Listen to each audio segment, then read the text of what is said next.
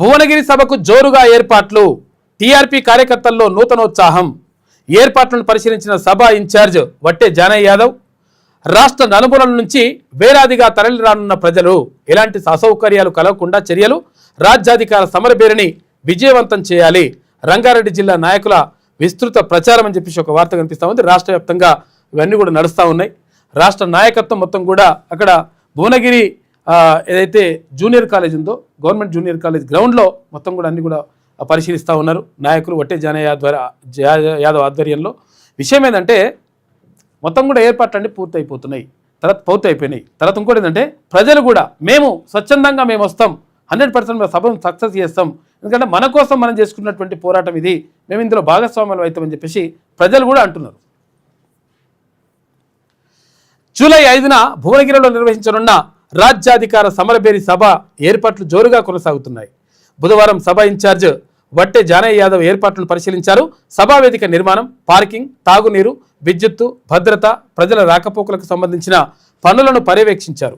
అయితే ఇక్కడ సభా ప్రాంగణంలో సామాజిక న్యాయ ఉద్యమానికి సంబంధించిన మహనీయుల చిత్రపటాలు, భారీ కటౌట్లు, ఆకర్షణీయమైన స్వాగత ద్వారాలు ఏర్పాటు చేయడంతో పాటు వేలాది మంది ప్రజలు హాజరయ్యేలా అన్ని వసతులు కల్పిస్తున్నారు.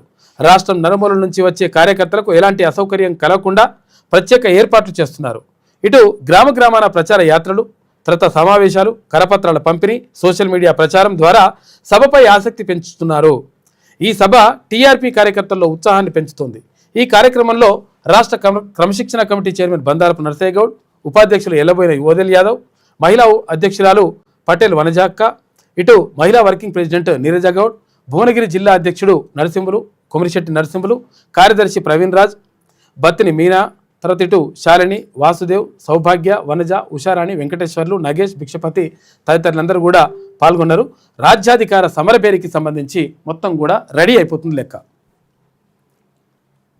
నిన్న సభ ఏర్పాట్లకు సంబంధించి మొత్తం కూడా నాయకులందరూ కూడా భువనగిరికి వెళ్ళినారు.